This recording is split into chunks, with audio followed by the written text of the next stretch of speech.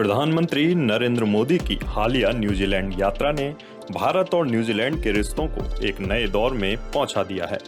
दोनों देशों के बीच 18 अहम समझौतों पर हस्ताक्षर हुए, रणनीतिक साझेदारी का नया रोड मैप तैयार हुआ और संयुक्त राष्ट्र सुरक्षा परिषद में भारत की स्थायी सदस्यता को लेकर न्यूजीलैंड ने अपना समर्थन दोहराया। सवाल यह है कि इस यात्रा से भारत को आखिर क्या मिला?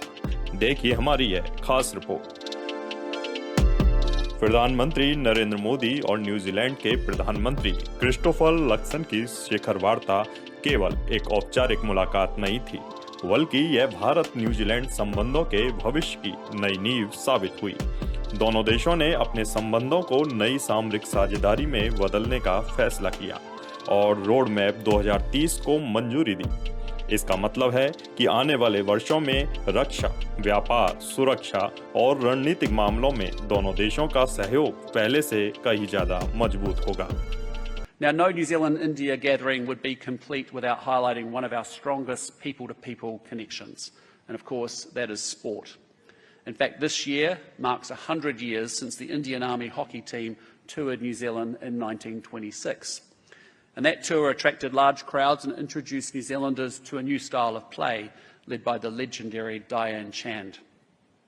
We will mark that milestone through 100 years of unity through sport, a year-long program of sporting, community and cultural events across New Zealand in 2026. Now, cricket will always be a special connection, and New Zealanders know the passion India brings to the game. We have witnessed this passion in memorable contests such as Ajaz Patel taking 10 wickets in an innings in Mumbai, his birthplace. And Prime Minister, I don't know whether I told you or not, but I also experienced this passion firsthand while playing street cricket in Delhi with the children from Steers Foundation, which actually is a grassroots organisation that supports sports for underprivileged youth. इस यात्रा का सबसे बड़ा फायदा भारत को अंतर्राष्ट्रीय मंच पर मिला है। न्यूजीलैंड ने संयुक्त राष्ट्र सुरक्षा परिषद की स्थायी सदस्यता के लिए भारत के दावे का एक बार फिर खुलकर समर्थन किया है। भारत लंबे समय से वैश्विक संस्थाओं में सुधार और सुरक्षा परिषद के विस्तार की मांग करता रहा है। ऐसे में न्यूजीलैंड जैसे महत्वपूर्ण देश का समर्थन भारत की कूटनीतिक ताकत को और अधिक बढ़ाता है। रक्षा और समुद्री सुरक्षा के क्षेत्र में यह यात्रा भारत के लिए बेहद महत्वपूर्ण रही। दोनों देशों ने रक्षा सहयोग समझौते को प्रभावी ढंग से लागू करने पर सहमति जताई। सेनाओं के बीच संवाद बढ़ाने, संयुक्त अभ्यासों को प्रोत्साहित करने और हिंद प्रशांत क्षेत्र में समुद्री सुरक्षा सहयोग को मजबूत बनाने का फैसला लिया है। हिंद प्रशांत क्षेत्र आज दुनिया की सबसे महत्वपूर्ण सामरिक धुरी माना जाता है। ऐसे में न्यूजीलैंड के साथ बढ़ता सहयोग भारत की क्षेत्रीय रणनीति को मजबूती देगा। न्यूजीलैंड द्वारा अगले 15 वर्षों में भारत में $20 बिलियन का इन्वेस्टमेंट कमिटमेंट किया गया है। यह केवल निवेश का नहीं है, बल्कि भारत की विकास यात्रा में सहभागी बनने का भी कमिटमेंट है।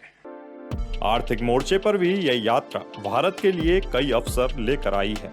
भारत और न्यूजीलैंड ने वर्ष 2030 तक द्विपक्षीय व्यापार को बढ़ाकर 7 अरब न्यूजीलैंड डॉलर तक पहुंचाने का लक्ष्य तय किया है।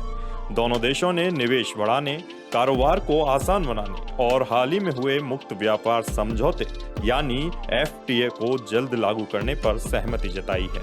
विशेषज्ञ मानते हैं कि इससे भारतीय कृषि, डेयरी, IT, फार्मा और सेवा क्षेत्र को नए बाजार मिल सकते हैं। आतंकवाद के खिलाफ भी भारत और न्यूजीलैंड एक साझा मंच पर दिखाई दिए। दोनों देशों ने आतंकवाद के सभी स्वरूपों की कड़ी निंदा की और आतंकी फंडिंग, ऑनलाइन कट्टर फंड और सुरक्षित ठिकानों के खिलाफ संयुक्त कार्रवाई की जरूरत पर जोर दिया। Joint anti terror working group के गठन का स्वागत किया गया और संयुक्त राष्ट्र तथा FATF जैसे मंचों पर सहयोग बढ़ाने की प्रतिबद्धता जताई गई।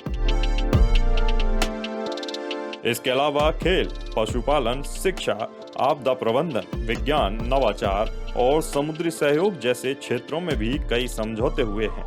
यानी यह यात्रा केवल राजनीतिक या कूटनीतिक नहीं रही, बल्कि लोगों के बीच संबंधों, व्यापारिक साझेदारी और तकनीकी सहयोग को भी नई दिशा देने वाली साबित हुई है। प्रधानमंत्री के रूप में भले ही मेरा पहला न्यूजीलैंड दौरा है, लेकिन 25-30 साल पहले जब मैं किसी सरकार में भी हिस्सा नहीं था, सार्वजनिक जीवन में मुझे कोई जानता नहीं था, तब भी मुझे यहां न्यूजीलैंड आने का अवसर मिला था।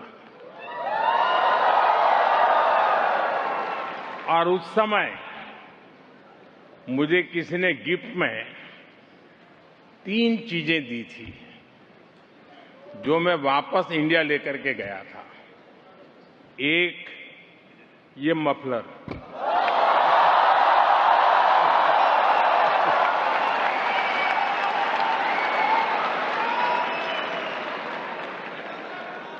एक कैप और एक दस्ताना, क्योंकि ठंड का मौसम था। और उसमें से एक चीज मैं अभी यहां इस कार्यक्रम में भी लेकर आया हूं। ये मफलर जो आप देख रहे हैं, ये 25-30 साल पहले मुझे न्यूजीलैंड के एक साथी ने दिया था। कुल मिलाकर प्रधानमंत्री नरेंद्र मोदी की न्यूजीलैंड यात्रा भारत के लिए कई स्तरों पर लाभकारी साबित हुई है। एक तरफ भारत को वैश्विक मंच पर मजबूत समर्थन मिला, तो दूसरी तरफ रक्षा, व्यापार और आतंकवाद विरोधी सहयोग में नई संभावनाओं के दरवाजे खुले हैं। 18 समझौते, नई सामरिक साझेदारी और रोड मैप 2030 यह संकेत देते हैं कि भारत और न्यूजीलैंड के रिश्ते अब सिर्फ मित्रता तक सीमित नहीं रहेंगे, बल्कि आने वाले वर्षों में रणनीतिक साझेदारी की नई मिसाल बन सकते हैं।